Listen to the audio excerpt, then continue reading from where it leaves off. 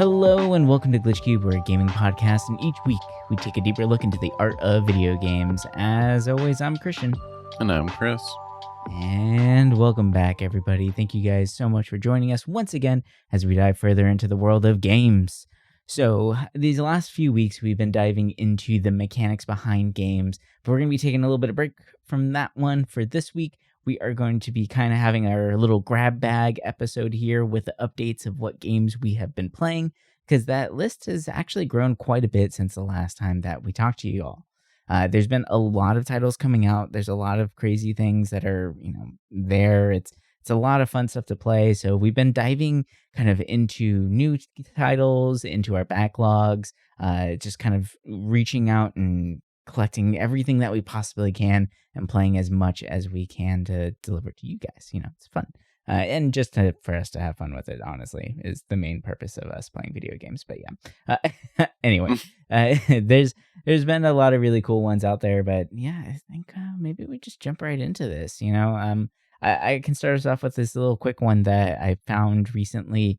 It's a small game. It's an iOS game, but it's on Steam as well. But it is called Conjury. I don't know if you've heard of Conjury, but it is it's a cool little roguelike game. It's pretty fun to play. It's going through all these crazy dungeons. There's just monsters being thrown at you constantly. What I do like about this, the way the combat system works, is just because there's only like 2 enemies on the screen doesn't mean that there's only 2 enemies that you have to deal with. More might pop up, and then you kind of have to go from there. It's a card-based style game as well, as far as the roguelites go, but you can attach equipment, you can get new abilities, new things like that, balance out your cards. It's just, I like the art style. It's a very simple, pixel art, but it's just a fun little thing to dive into, especially on iOS. It's like built for that. They do have versions on Steam that you can play as well, but you can tell this was made for a phone in mind with the way that the layout is and everything like that. But yeah, I'm having a really good time with it. The boss fights are challenging. There's a lot of balancing that you have to actually do and pay attention to. There's characters to unlock, new equipment to get. One of the nice things too is while you're in battle, if you destroy a monster, every monster drops something. So whether it's like food or for like buffs and debuffs, if it's weapons, equipment, things like that, like everyone does drop something, and you don't have to wait to the end of the battle to actually get that equipment. So as soon as you like beat an enemy that's on your screen, you can tap on the loot icon and actually pick it up mid battle. So you can get a brand new card mid battle. You can get like a nice little health boost mid battle, things like that, which is pretty cool. So I'm digging this one right now. It's just a nice little, 5-minute time killer if you have some time there. If you like some roguelites and you just want something simple to kind of go through, it can get pretty complex, just like any other card deck builder where you're, trying to synergize the best that you possibly can, test out new builds and all that. But yeah, I'm digging it so far. It's a fun one for sure. I never heard of it. Yeah, it came out just December last year, so it's fairly new. It's $5, so not too bad. But there's a bunch, like, according to the devs, there's 6 playable characters, 50 different weapon types, over 250 cards to actually, find and play with and all that. So it's pretty cool. I like the system that they've created here, and it's very fast paced, which is nice. But it's pretty challenging. It's a hard one because you definitely don't have everything you need to survive a full run off the get-go. You can negate some damage, but a lot of it is kind of trial and error and testing things out to learn the new mechanics that are built into here. But so far, so good. I'm liking it. Should definitely check that one out. So, what about you? What do you got for us? What have you been playing? Well, I left off the last update with finishing Phantom Liberty, and kind of something I've been doing in the meantime is usually I'll play one main game, and then I'll play like a handheld game as well at the same time. Kind of as a way to burn through games that I've had on my list for a while. Mostly because when I'm watching a kid, it's easier to be on like a DS or a Switch. And recently I finished Fire Emblem Awakening, which is the first Fire Emblem I have ever finished. And it was cool. Oh, nice. I can see why a lot of people say this is like one of, I don't know if they say this is the best Fire Emblem game, but a lot of people hold this one pretty high up there. And, That's I the get one it. with Crom and Lucio, right? Yeah. Are you getting? Okay, cool. For I, the Smash Brothers people out there, this is the one that they came from. Yep. basically all of Smash is Yeah. Fire Emblem at this point. But I liked it.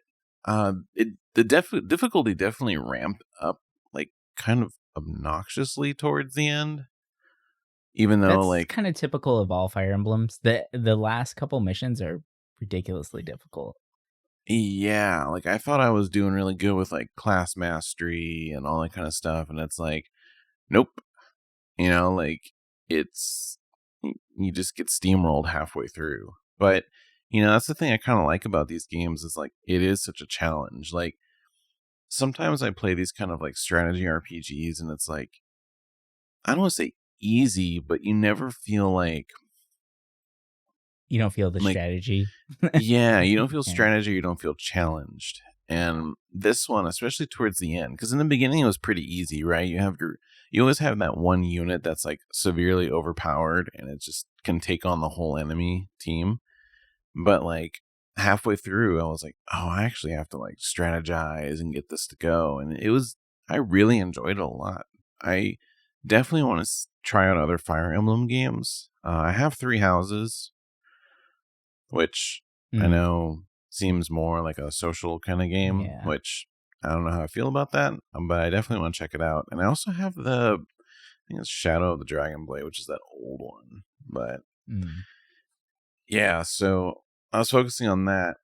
And at the same Did time, you play with for the big heavy fanboys out there? Did you play with permadeath on the this way time that Fire around, I did Emblem should not. be? No, Okay. Okay. I was going to, but I was like, I kind of want to just at least finish. Like, if I do 3 houses, I'll do permadeath because I just kind of wanted to get an idea of like what the game was like, you know. Right. But I usually like playing with like permadeath in these kind of games because it does make it more satisfying.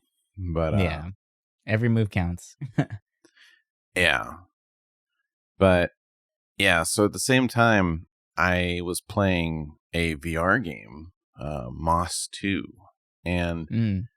you know, I when it comes to VR games, I don't have a whole lot of experience with it, mostly because well, that time I was borrowing a PSVR 2, but I have an old PSVR 1 that I found, and I feel like I never utilize it just because it's a lot to set up, right? You have a big old hunking cord on you, and it's just like, oh, I need to charge these stupid little controllers and this. But like, sometimes VR experiences are really nice. And for me, I don't mind first person kind of games, but I really like the games where you're like away from the main character, almost like looking down. Hmm. And I know like the Astrobot games like that, and there's some games like this, but I feel like Moss does it really well, and I truly loved my experience with it because it's like you're pulled back and you're just controlling Quill, the little mouse, running around the stage, and the stage is so beautiful because you can lean forward and look behind the branches and see that, oh, there's a hidden path there, and all these little like special puzzle places you can go. Like it was a really like, I don't want to say magical experience, but playing the first game and this game, it was a treat. If there were more VR games like that, I think I would be a lot more interested in that medium. But to me, VR is just very,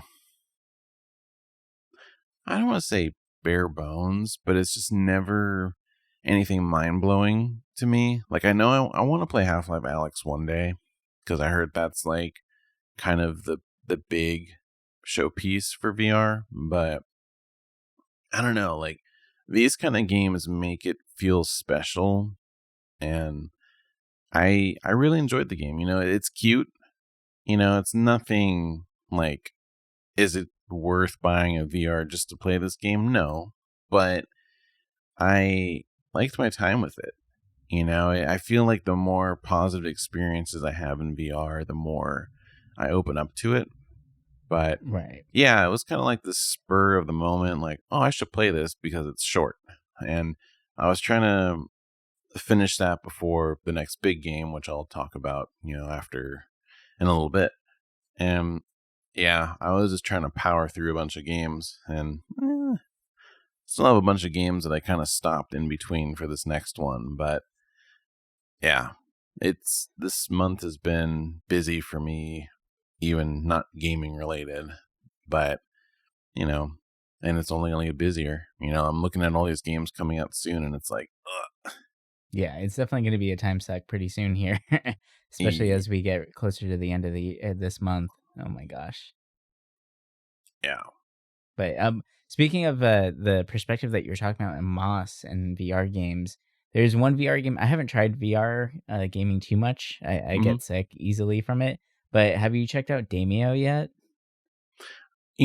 I've heard the name brought up, and it looks interesting, but I never actually watched anyone play it to see if Mm. it's something I'd like. There seems to be a couple different ways to play it. Like you could play it VR. I guess you can play it outside of VR as well. Hmm.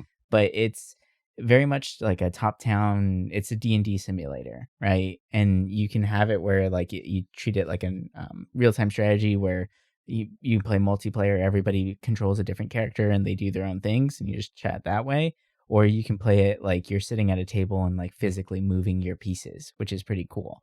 So it looks awesome. Like as far as like VR games, that's always the one that comes to mind for me. That is like, oh, this actually looks like a really great use of VR. Like this looks really cool.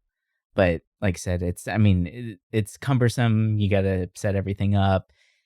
And then also, like, there's not a lot of games, so actually going out and buying one seems kind of crazy. Or you can just drop $3,500 right now and get the new Apple stuff. 'Cause, True. if you really want that. But yeah, no, it's still way too expensive, and there's not like amazing titles out there for it. But you can tell that there are some devs that are really putting some work behind the VR stuff to make it more tangible for everybody. So hopefully, they find ways to completely eliminate motion sickness so I can comfortably play some VR stuff. But we'll see. And make it affordable. Damn it.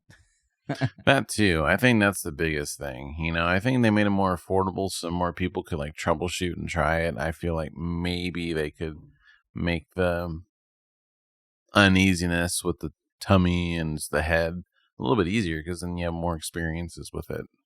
Right. More people trying it out and not just the ones who are big advocates of VR already, right? That Exactly. so no, totally makes sense. That would be nice, but alas, we'll see. But yeah. Oh, so another title that I actually picked up and tried out was The Cub. And this game was Oh. awesome. This was a really fun little game. It's super short, but it's just visually very, very nice to look at. It kind of reminds me of Limbo or Inside, right? Like the PlayerUnknown's games, where it's very much just a side-scrolling or a platformer. But the story behind it was actually kind of interesting. It was almost like a sci-fi version of The Jungle Book. So you are playing as the cub. You are one of, or if not the only human that is still living on Earth and can actually breathe in Earth's atmosphere. So there's obviously what we're kind of like going to now is the point of too much pollution. So everyone's leaving to Mars.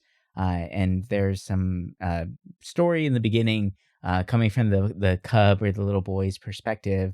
I guess it could be a little boy or girl. It's kind of androgynous in that way, but it's kind of cute because like it's done with like cave drawings, but the cave drawings look like kid drawings, so it's kind of adorable. But it calls humans Martians, right? Because they came from Mars, and the only reason why they come back is to play golf on the Earth. But you were actually like raised by wolves there. These Martians, quote unquote, or humans, see you and then they try and chase you down. They think that if they can bring back a actual human that is breathing air from Earth back to their bosses, then they can get a promotion. So it's kind of like a weird story in that sense. So you're running away from these three astronauts that are trying to chase you down the entire time. But it gets really, I think, what was the most captivating part about it, because the movement was a little stiff sometimes, not gonna lie, especially after coming from Prince of Persia, which the movement was so fluid in that, to then playing the Cub where it's like, oh, well, there's a delay to my jump. Like, I actually have to pay attention to this. It was a little rough, but it being such a short game, you kind of have to forgive it. But the biggest thing I would say is the radio system that's there. So in Hmm. the very beginning of the game, you find a skeleton that is in a spacesuit, and you take the helmet off, and it's just like a big glass dome, and you put it on your head. And it's obviously like way too big, doesn't fit. But when you put it on your head, you pick up radio, and it's just like a car radio, but it's the futuristic radio of the time. And as you're walking around, it plays like really interesting, really well made music, which is really cool. And then it'll have like news stories and stuff like that. But what I liked about it was, if you ever got into an area where maybe you fell down a well or you went into a cave, the radio signal would start getting weaker and weaker, or it would go to static. And it was just really well done the way that works. And it was really interesting. And of course there's a lot of like comical bits in this game as well. A lot of anti-capitalism talk and things like that. Like Jeff Bezos is in the game, they bring him up as like this horrible person or whatever, right? Like even the whole idea of like Tesla is there. I think it might have a different name, but yeah, it's like there's nods to all of these things that are going on, just to kind of show that this future might not be as far as away as we think, but you can tell it was made by like millennial-ish era, right? Like a lot of that humor is there. So, but it's really really well made, and I think that the audio surprisingly is the shining light of this title, which I don't really say often or think of often for most games. Most games you might think that it has just a really strong soundtrack or something like that, but this one, the audio really helps sell the overall game itself, which is interesting. Because there's plenty of games I love out there that, yeah, the soundtrack's great, but if I happen to play it without any sound, I'm still enjoying my time with it, right? Like, but this Hmm. one, if you don't play the game like with headphones on or the audio turned all the way up, you're actually missing out. It's weird. I haven't really kind of encountered that too often, I would say, for most games. So yeah, this is really just a different kind of departure and something light to kind of try out, especially after the Prince of Persia stuff. So Yeah, this was one I remember when you first brought it up, I was like, oh, I had just downloaded that game. Like I was gonna start it up, and you were talking about it. I'm like, oh, maybe I should play it, because I looked at like what a lot of people were saying about it. And I mean, not a lot of people have played it, but some people have like really really liked it. And I was like, oh, I do like the art style of it. And I like that they said that like when you go on the page, the inspiration is like the older like Disney platformers, like Lion King and Jungle Book, which I mean, those games I loved as a kid.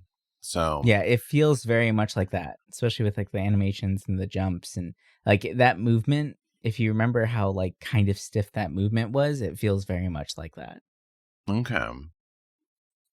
So it's Ooh, almost like I wonder if they were trying to emulate that on purpose, which I guess would make sense since it's kind of based off of Jungle Book anyway, right? So I mean, it yeah, looks like it, right? Like a futuristic Jungle Book. yeah. I mean, you're raised by wolves, right? And you're a human, but you don't talk to the wolves. I don't know. The whole opening sequence before like the title screen is you like running through like this decrepit area of the earth, and you're chasing a bug to eat, right? So it's like very much Lion King, raised by wolves, young, right? Like it's very interesting. It's like a nice little mix between all that stuff. Just the bare necessities, huh? Yeah, that's right. Hakuna Matata, you know? Start saying that more so I don't stress it throughout my day-to-day life. There you go. Bringing it back, bringing it to the 2024s. Someone's gotta. It's just Right? gonna be the new word Yeah. instead of fire and gas Oh god, it's just gonna be. and gat and I Riz. can't. I can't. Oh my god. I saw this video. I don't know if you've seen it. Going off tangent here real quick, but they made a Gen Z Bible. I don't know if you've seen this or heard of this or whatever. Mm. Not religious at all, but this video popped up for me and it kind of threw me off. But because I remember a long time ago when I was in Hawaii, there's a dialect in Hawaiian that's called Pidgin, and it's basically just like really broken English. And so there was a Bible that was translated into Pidgin, and it was great. I thought it was hilarious, but it was amazing, and it's the whole freaking Bible, right? It's done that way. But Huh. apparently, there's a Gen Z Bible as well, and it is rough. It is so bad where it just like I can't take it seriously. But the stories themselves are legit. Like it's actually a thing. So it's kind of What the crazy. hell? Yeah, but you can get the New Testament for Gen Z right now on Amazon for $14. It's got 19 ratings and it's a 3.9. So yeah, it's good. Oh my god! I thought you were really joking about this. No, I'm being very serious right now. It's What the made hell? by Broseph Smith. So yeah, you can actually buy this right now. Oh my god! Oh Yeah. god! It has the original text and the updated version. Yep. Yeah.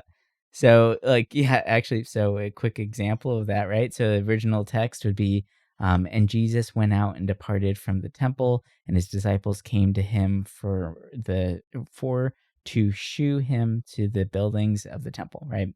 The updated version is so Jesus bounced from the temple and his crew rolled up to him, flexing the sick architecture of the place. So I love this. The original is that thine alms may be secret, and thy Father which seeth in secret himself shall reward thee openly. Instead, it's keep your acts of kindness hush hush, and your heavenly Father who sees everything will give you props for real, like in public and stuff. oh my god. I love this. It makes me want to read the Bible. But then this Parsi homie sees that Jesus didn't wash his hands before dinner, and he's all shook. Like, what's up with that? Oh my Yeah. god, why didn't we ever do something like this for millennials? Oh my gosh. Yeah, this is a real thing. And I'm actually very tempted to buy it and maybe read a couple verses on our other show, the Murder of Grey podcast, because there's a dilemma here that is very concerning. But yeah, it's pretty funny. It's actually number one bestseller in teens and young adults for Christian Bible stories. And it So was all written with Chat GPT too. Jesus. it feels that way, right? Like there's no way that this isn't. It makes sense with all those TikToks where they're like, how I made $10,000 in 1 month with Chat GPT. It's like, Yeah, oh it's yeah, they made a Gen Z Bible with it. they wrote a Got it. Gen Z Bible. Yep. Hey man, you can even get a Gen Z dictionary if you feel like you're getting a little too old for their stuff. Oh Yeah. my god, everyone's doing this with the books. Jesus, we should hop on this. Right? It's The pretty Grapes funny. of Wrath for Gen Z. Oh my god, I want to read these because they're just so much. There's Romeo and Juliet. What is it? Romeo, hey Romeo, where you at? I know, I'm like, do they where have a art thou? translation? Yeah. Oh my gosh. Yeah, this is just too much. But anyway, so let's move on. Let's keep going with this. Terrible. Just wanted to bring that up because I thought that was great. So I've been kind of jumping between two games right now. And like I said, I do the handheld and I also do a main one. And weirdly enough, both are RPGs. I know I'm crazy for juggling two at the same time, especially big ones too. That's a lot of mechanics to learn. I don't know how you're doing Thankfully, thankfully, they're both pretty easy. For the 3DS, I am playing through Dragon Quest VIII. I played this back in the day on the PlayStation 2, and it's weird because there's bits of it I remember that I've been going through, but there's a place I remember in that game that I haven't gotten to yet. But I feel like with what I've been doing in the last 10 hours in this game, I don't remember doing that in the PlayStation 2 version. So I'm like, Mm. what's going on? Like, I know I'm not thinking about Dragon Quest 9. It's weird. It's like I know I got pretty far in this game back in the day, but I also feel like maybe I actually didn't. I But felt that same way whenever I replayed that one because I played it on the PlayStation 2 and I felt like I played a lot of it.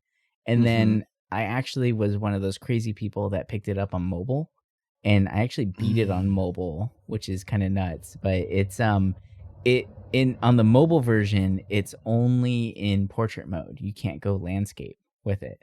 So Oh God. it was very weird to play for a little bit. But yeah, like the entire time I was playing it, it felt like a brand new game. Like, I remembered the very beginning, and then that was it. After that, like, first village, there was nothing. I couldn't remember any part of it, and so, yeah, it's a very weird experience, and I'm wondering if, like, other people might have that too. I'm curious now. But yeah, you should try it out on mobile, it's great, it's in portrait, it's confusing, God, I can't believe anything is played in portrait. especially a big RPG like that, yeah. But that aside, I'm loving it. I mean, back in the day when I played it, I really liked it. Um, I think still my favorite Dragon Warrior Quest game is still 7, but this one is definitely climbing up there. And it's weird because in a lot of ways I feel like the story is very basic, like a lot of games in the franchise, but something in the last few months I've been trying to slow down my playthrough of RPGs, and I've been going through and I've been talking to a bunch of NPCs and trying to just kind of feel like I'm actually there in the game, which Mm, I feel like for a few years I wasn't doing that, right? I was just kind of jumping to like main story beats or shops and just not talking to anybody. And I'm really falling in love with it. You know, it's like comfort food almost. And it's nice. Like, I'm almost worried when I beat it. I'm like, oh, what's my next handheld gonna be? Well, thankfully my 3DS, like I have it hacked and I have a bunch of cool games on it. So deciding between after that what am I gonna do? But I think I still got a bunch more to go. Like I think I'm at like 30-ish hours, almost I think I'm at like 32 in that. And mm. I like just got the ship and I've been just more so exploring the world, going to different places, getting the photos and stuff. So I'm probably barely even halfway through the game, but loving that a lot. It's the perfect game to play when I can't focus on another game. But you know, and the other RPG I've been playing is Like a Dragon Infinite Wealth. For those out there that don't know, it's the sequel to 7, which started the turn-based side of the Yakuza games. And I the franchise itself is like comfort food also to me, just because there's been so many of them and I've played all of them. Mm. And this one, it's in a lot of ways it's really amazing. It's definitely I knew I was gonna like it, but I didn't know I was gonna like it this much. And it was kind of slow in the beginning because so many things unlock to you very slowly. And it is kind of nice because they piecemeal stuff to you. And like there's so many different things you can do in this that the last game didn't have, right? Like in the last one, there was like they call it Sujimon, and basically like the the people on the streets that you fight are treated like Pokemon, right? So you had your like Pokédex in the last game, but now you can actually capture them and do like Pokemon battles with them. And there's like a whole elite like 5 or 7 that you can fight and try to be like the best Sujimon trainer. And so there's that system in place. And then you have another system that's basically Animal Crossing, right? You get your own island, you're trying to restore it to a 5-star resort.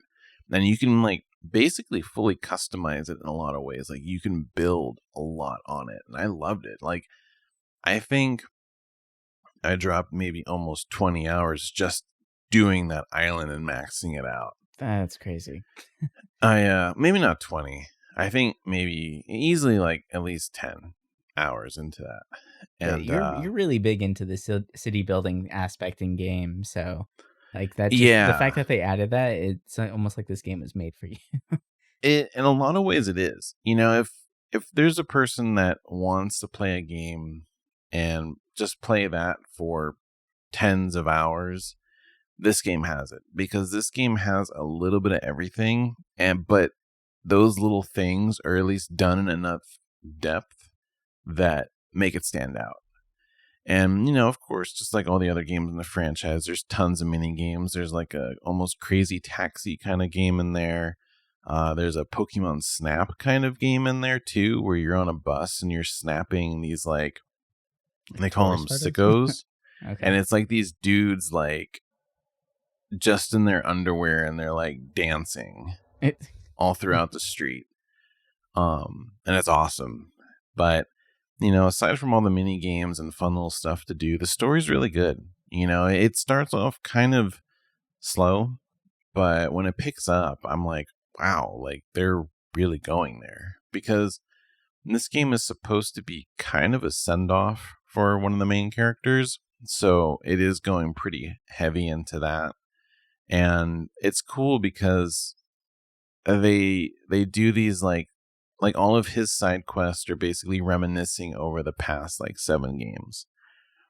And it just feels nice. You know, after spending so much time with these games, it feels good coming back to this and being like, oh, I remember that. Oh, I remember what was going on in my real life when I was playing this. And it's cool. You know, I haven't really felt that way about a game, just because, you know, not many games have connected sequels like that.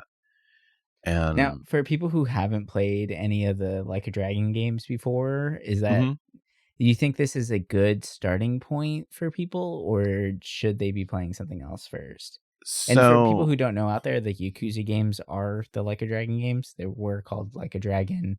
You know, that's the actual title of it. For some reason, the American versions just got called Yakuza. So yeah. yeah, it's I could say that maybe you could jump into the last title Hmm. before this one, because it at least like starts like Ichiban's storyline. Like, yeah, you will be confused about Kiryu and some of the other characters in it when they pop up. But for the most part, like you can start that one, which I mean works because that was where the turn-based stuff came in anyway. Right. Um, but to really understand the story, like you don't have to play all of them, right? Like I would say 0 is probably most important because it builds the world, and then you could probably skip 1 just because like 1 had some kind of build up. I think 1 you get introduced some of the important characters, and then after that, I think you could personally skip. You might be able to skip the 6, Mm. honestly, because like 2, 3, 4, and 5, like they all had like little bits of story that do kind of add up, but 6 and then the spinoff that came out last year, the Man Who Erased His Name, really ties um 6 and the last Like a Dragon game together to understand like, okay, this is how everything like connects. So in a lot of ways, like they've kind of made it easier for you to skip a lot of those games to understand the story, which is, it's perfect because those are a lot of games, but there's a lot of added fluff and story to it that if you're not super invested in the world and the lore, it can just go over your head. But with this game, I mean, definitely the last one is important to play before it so you understand what's going on. But I think it took everything really good about the last game and just made it better in this one. Like the classes are even more fun in this, like I think the thing I love about this game is that it reminds me of Earthbound a lot because it is in a modern setting and the items, the classes are all based off of modern things, like you can be a hostess or a singing idol as your class, or you can even be like a housemaid, you can be a dominatrix. Like there's so many different classes you can be and they're all kind of unique in a lot of ways. Like there's a lot to this game and I'm really loving it. Like I'm definitely at about 50-ish hours into it and I'm wrapping up. I'm in the 70% probably complete. So it's getting there. I'm trying to beat this before Final Fantasy VII Rebirth comes out, and which I played the demo of, and I'm excited. Yeah, It was hard to peel myself away to play that demo, but damn, it's good. I like it a lot. I'm very excited for that one. Oh, gosh, can't wait. I can't wait for that. And actually, in preparation for that, I really wanted to play a Final Fantasy game, and I was like debating on which ones I should play. So I actually found one that I had not played and tried it out, and that was World of Final Fantasy. I tried that and I actually beat it, but like really beat it. For those of you who know, so this game is deceptive. It is so deceptive, and I think it confuses people, and maybe that's why it doesn't get that much. It doesn't get talked about that much, or the reviews might not be as great because there's a lot of things in this as far as like the mechanics go that are a little confusing at first, and then in general with just the way that the game ends the first time you play it or the first time you go through the ending, it literally feels like that's just the end of the game. That's it, but it actually isn't. So there's an end game, there's a postscript, and there is a post game. And so there's three different things to go through to actually finish this game. And after the post game stuff, there's like another fight there that you can do that just kind of adds a little bit more flavor to it. It doesn't really like add too much to the story itself, but it gives you something else to do, which is nice because it makes it feel like you can keep playing this game infinitely, right? So for those of you who don't know what World of Final Fantasy is, it's kind of like the Pokemon version of Final Fantasy. You're out there and you're actually catching these monsters, these classic monsters from Final Fantasy games. They're called Mirages in this one, and you get to recruit them into your party.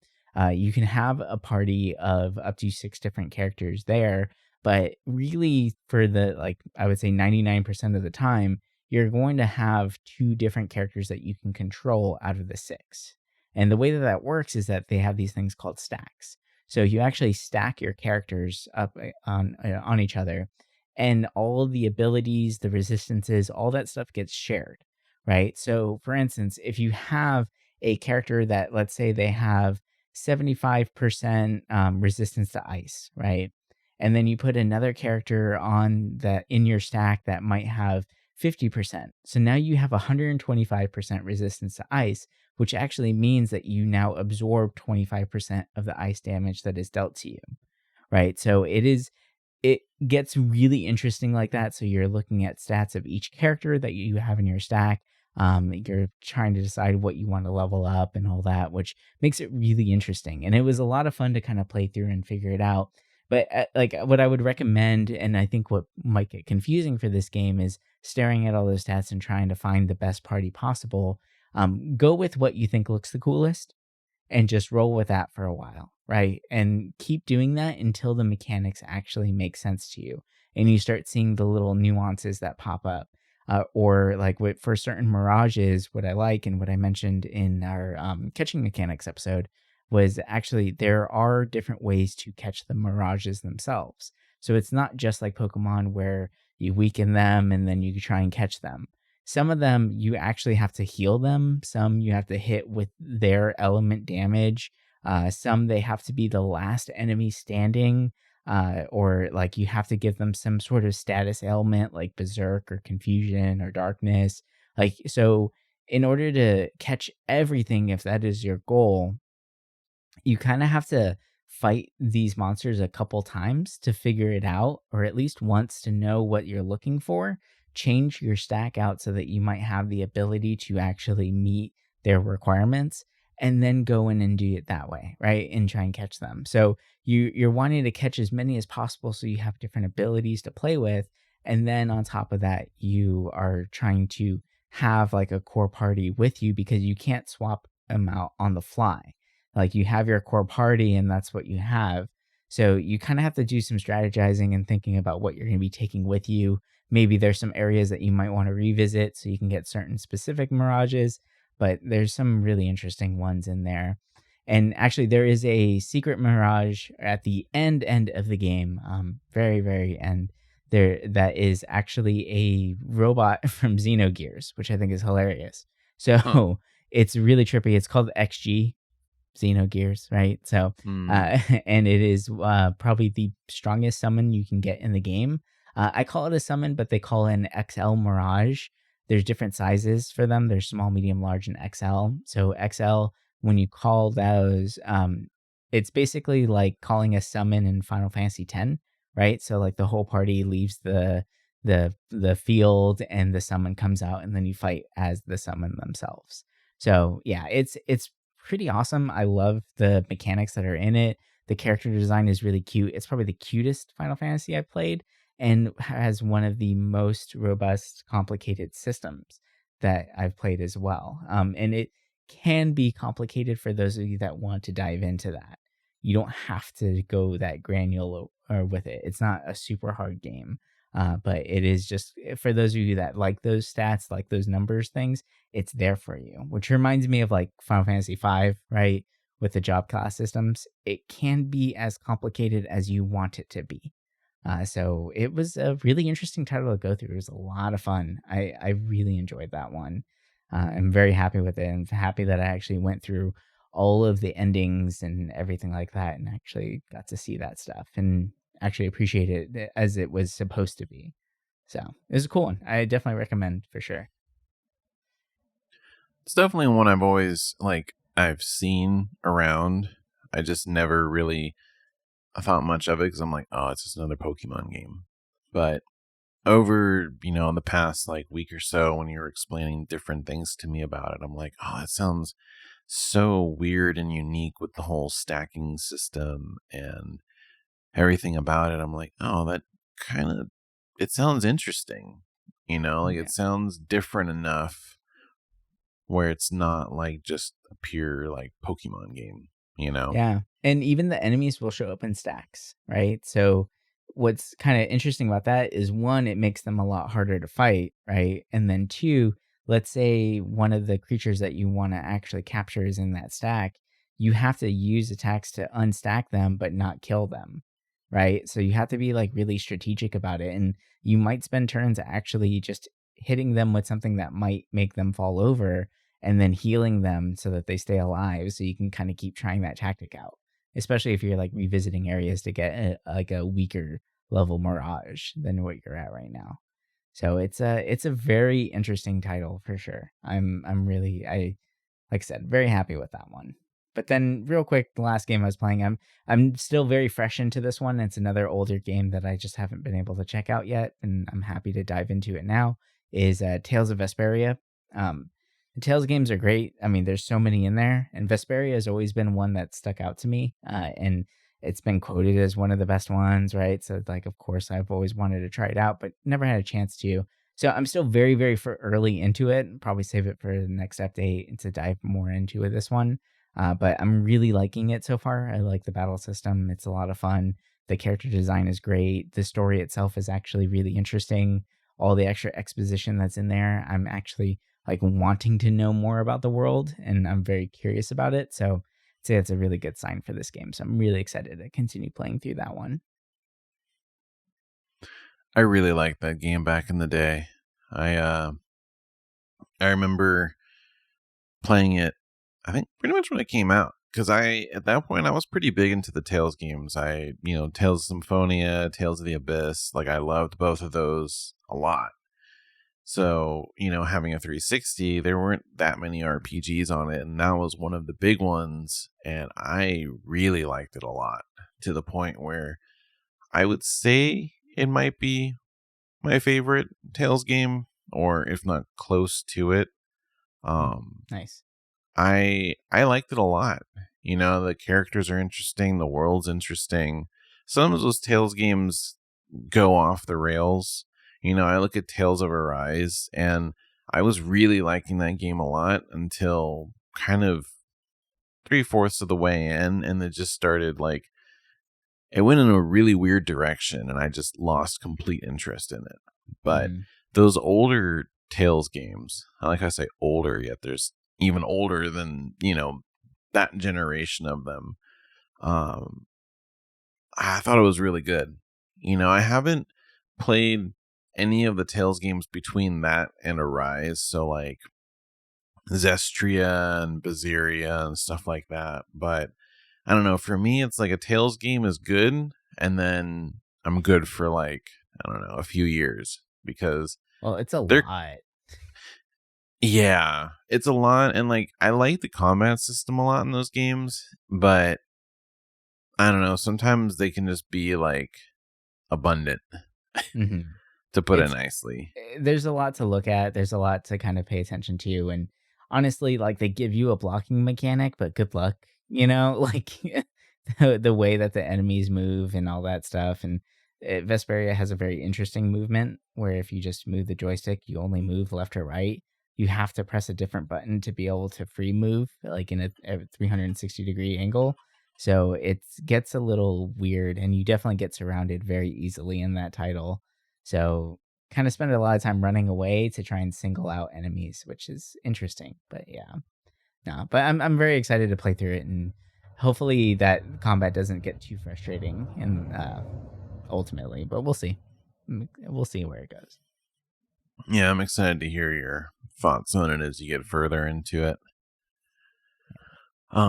Real quick, Steam Next Fest was happening. By the time this episode comes up, it'll be over. But I was real quickly able to play a couple demos. For me, I think, like a lot of other people, the one that really stood out to me the most, in the sense that it was one I've been wanting to play for a long time, was Pacific Drive.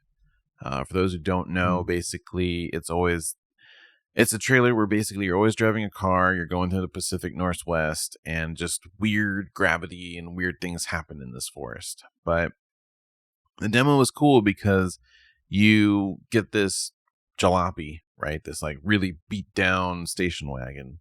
Doesn't have a door on it, and you're in this place called the Zone, right? So there was this big catastrophic event that happened in Washington, and you're driving further in. And it's cool because your car is pretty customizable, right? So, when you first get to the garage that you find, you're tasked on building doors for your car, a trunk, a crafting kit, and basically like your car is like your hub, like your safe spot. And it's kind of cool because you have to actually like turn the key of the car. You have to put it into park in the drive. And if you leave it in the drive when you get out of the car, it moves, like it's not fully parked. It's cool. Like, I'm like, oh, this is it. In a lot of ways, the thing I loved about Days Gone was how realistic the motorcycle felt. And this game really does that with the car. And I really enjoyed my time with the demo. I think it might be one I'm going to pick up when it comes out. I think it comes out this month, so I might have to play it after Final Fantasy. But I I liked it a lot. Definitely one that's on my sights. And kind of going rapid fire over these because I want to talk about the last demo I played. But um, mouthwashing, I think, was the other one that really stood out to me. It's really weird. Basically, you're on this spaceship that is stuck because your captain committed suicide with all of you guys in it. And the problem is so it's like a shipment container, right? That you're in, or a shipment freighter. And the only thing in this freighter is mouthwash, hence the name mouthwashing for the game. So obviously there's no food because you can't eat mouthwash. But you can get So fucked up. yeah. So it kind of gets in this weird of like cannibalism, and the mind goes places when you're trapped with no food and everything. And it's fascinating. It's such a cool like little game. Like I didn't know about this game before this, and I'm hooked. I need to play this game when it comes out. Definitely weird.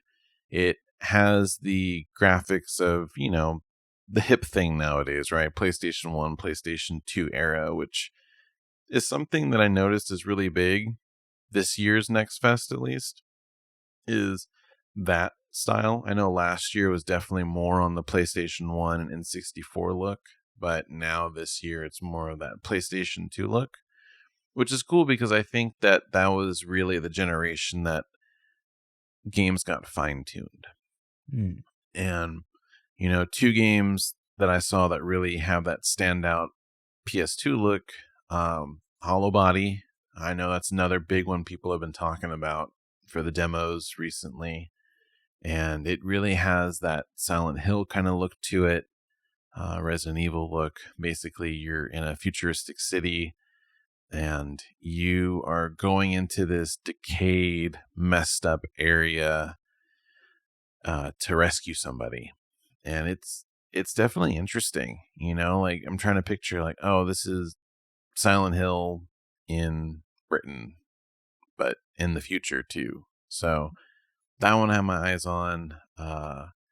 Heartworm is another one where you're armed with a camera and it it's interesting because you are going to reconcile like your memories of lost friends in the middle of nowhere, and it's just really trippy and interesting. It also has that old school look to it. And the last thing I want to talk about, there's other Next Fest games that I really enjoy, like Indica and Crow Country, but a demo that I really was excited for, and this isn't Next Fest, the Final Fantasy Rebirth demo. I just want to go over quickly with that. I really liked it a lot. As someone who didn't really like the remake when it came out, in a way where I guess I didn't mind it. I just didn't like the story at the time that they did it, because it just felt so different from the original, right? I And think the combat is what got me on that remake.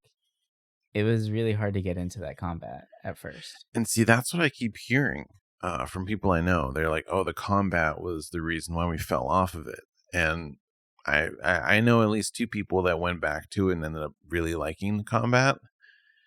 And playing the demo, it's definitely been like, I don't know, 2 years since I played the remake. So I was like, oh, this combat's weird to get used to, because obviously I've been playing like real turn-based games. But once I got into the swing of it, I was like, oh man, like I love this combat system. And the demo is really cool because it takes place during, the Nibelheim time, right? Like the second famous scene in Final Fantasy VII, right? And it was cool. I'm actually pretty hyped for it. Luckily I have something going on that week, but I was able to get that week off for work for other I still reasons. love the fact that you do that. You actually request time off for these games. certain big ones, and I'm like, oh, well, I'll also utilize that time to finish some homework like ahead of time and work on some stuff. I have a couple things in the projects for Glitch Cube that I've been trying to work on, but life has been busy. It's only going to get busier, and then school with it and all that. It's been a lot. So things have just been getting pushed back. But now that I've started, making a list of stuff I want to do and get done. In our other podcast, we were talking about like having a journal and we write down our ideas and stuff to prevent procrastination. That's honestly, I've been doing that this week, and it's been really helpful. Nice. I'm happy in to trying hear to that. get things done. So I'm hoping that maybe soon we'll get some stuff out there, because I'm just sitting on some of these videos that I've like put together, but they just need finishing touches, and then they'll go out there. But yeah, it's trying to get all this done before Final Fantasy, because I know I'm going to be sucked into that. But I'm excited for this year. I feel like kind of have a vision of where I want a lot of this to go, so it'll be fun. That's awesome. Hell yeah. All right, well, I think we did it. I think we did an episode. We did good. Yeah. All right, everybody. Well, that's going to do it for us this week. Thank you guys so much for listening in to our little grab bag kind of mix here. Fun little, just what we've been playing updates. But anyway, we will talk to you guys next week with some more games and all that good stuff. But until then, bye for now.